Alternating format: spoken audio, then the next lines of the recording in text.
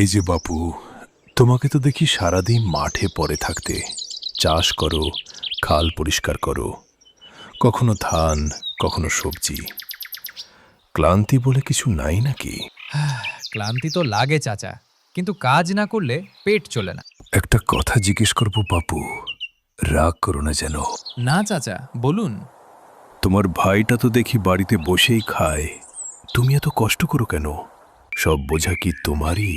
ও আমার দাদা চাচা ছোট থেকে আমাকে দেখে শুনে রেখেছে।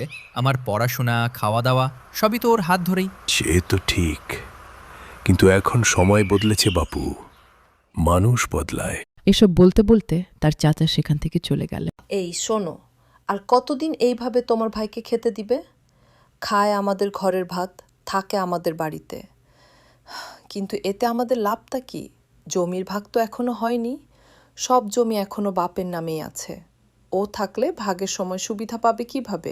আমি তো লাইন খুঁজছি, কিন্তু ওকে বাড়ি থেকে তাড়ানোর মতো ঠিকঠাক কোনো সুযোগ পাচ্ছি না। সুযোগ বানাতে হয়। ও থাকলে সবাই বলবে দুই ভাই সমান ভাগ। আরও না থাকলে? তাহলে কেউ বলবে না কিছু বাপের নামেই থাক বা না থাক, শেষ কথা তো তুমি পাবে। গ্রামের লোকজন সব তোর সুনাম করে। এছাড়া ও সারা দিন মাঠে কাজ করে। কাজ করলেই বা কি, কাগজে তো কিছু নেই। ভাগের সময় দরকার কাগজ, ঘাম না। তাই ওকে সলাতে হবে। ঠিক তাই, ওকে অলস বানিয়ে দাও, বোঝা প্রমাণ করো, তারপর আমি খরচের কথা তুলব, বলবো আমি একা সংসার টানছি। এইটাই সুযোগ, ভাগ হওয়ার আগেই ওকে বের করতে হবে। এই যে এখন আসছিস, সারাদিন কোথায় ছিলি? হ্যাঁ, বসে বসে খাস, কোনো কাজ করিস না। সব কাজ তো আমি করি। কি বলছো দাদা? বসে বসে খাই? আমি তো সকাল থেকেই মাঠে ছিলাম। মিথ্যে কথা বলিস না। মাঠের সব কাজ আমি করি, আর তুই ঘোরাঘুরি করিস। তুমি জানো আমি মিথ্যে বলি না, গ্রামের লোক জনও জানে। লোকজনে না, আমি জানি। এই বাড়ির খরচ আমি দেই, তুই শুধু ভোগ করিস। মাঠের পরিশ্রম সব আমি করি, তারপর ফসল বিক্রি করে যে টাকা আসে সেই টাকা দিয়েই সংসার চলে। পরিশ্রমের গল্প শোনাতে আসিস না। কাগজে কলমে কিছুই তোর নামে নেই।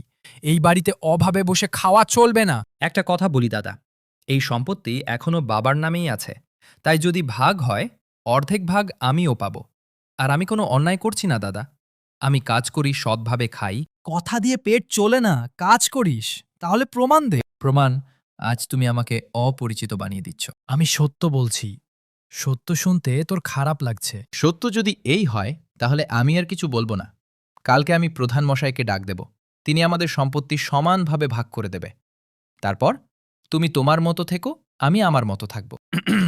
প্রধান মশাই বাড়িতে আছে। আরে হরিণা কে? কিরে, কি মনে করে আমার বাড়িতে? হরি সব ঘটনা খুলে বলে। সব শুনে প্রধান মশাই কিছুক্ষণ চিন্তা করেন। এখন আমি কি করব বলুন প্রধান মশাই? ঠিক আছে, তুমি কোনো চিন্তা করো না। কাল আমি নিজেই তোমাদের বাড়িতে যাব, সব কিছু সমান ভাগে ভাগ করে মিটমাট করে দিয়ে আসব।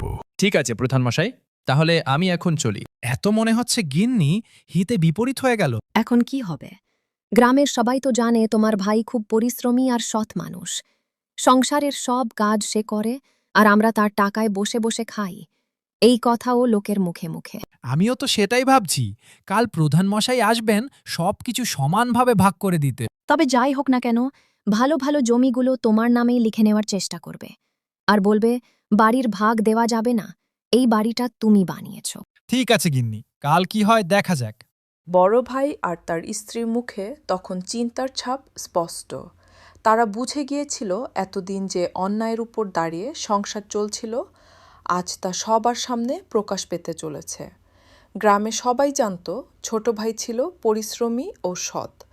মাঠে ঘাটে খেটে সে সংসারের চাকা ঘুরিয়েছে।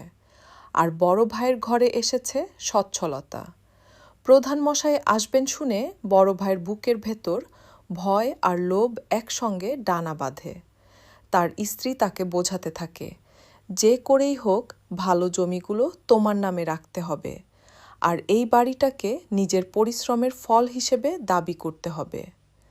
পরের দিন কি হবে সেই আশঙ্কা আর লোভ নিয়েই অপেক্ষা করতে থাকে। পরের দিন সকালে প্রধান মশাইয়ের সঙ্গে গ্রামের কয়েকজন গণ্যমান্য ব্যক্তি এসে হাজির হলেন। দুই ভাইকে সামনে বসিয়ে তারা তাদের সমস্ত সম্পত্তি সমান ভাগে ভাগ করে দেওয়ার সিদ্ধান্ত নিলেন।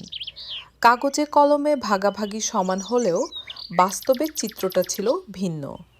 সবচেয়ে উর্বর আর ভালো জমিগুলো পড়ল বড় ভাইয়ের উপরে, আর অনাবাদি ও খারাপ জমিগুলো ছোট ভাইয়ের। এই ভাগ দেখে ছোট ভাই কিছু বলল না। কোন অভিযোগ ছিল না, চোখে ছিল শুধু নীরব মেনে নেয়ার ছাপ। কিন্তু এই অন্যায়ের ফল একদিন ঠিকই প্রকাশ পাবে, তা তখন কেউই বুঝতে পারেনি। ভাগাভাগির পর দুই ভাই আলাদা পথে হাঁটতে শুরু করলো। ছোট ভাই হরি তার ভাগে পাওয়া জমিতে নীরবে নেমে পড়ল কাজে। জমি খারাপ হলেও পরিশ্রমে তার কোনো ঘাটতি ছিল না। ভোর থেকে সন্ধ্যা পর্যন্ত হরি মাঠে খেটে গেল। মাটি আগলে রাখল, সময় মতো বীজ বুনল, যত্ন করে বড় করল। ধীরে ধীরে সে অনাবাদি জমিতেই ফুলতে শুরু করল সবুজ সতেজ ফসল। অন্যদিকে বড় ভাই ভালো জমি পেলেও মাঠের কাজে তার অভ্যাস ছিল না। পরিশ্রমের বদলে সে ভরসা করল ভাগ্যের উপরে। ফলে তার জমিতে ফসল উঠল ঠিকই, কিন্তু তাতে ছিল না যত্নের ছোঁয়া, না ছিল পরিশ্রমের শক্তি। দিনের শেষ স্পষ্ট হয়ে উঠল একটাই সত্যি: জমির চেয়ে বড় ছিল মানুষের মন আর পরিশ্রম।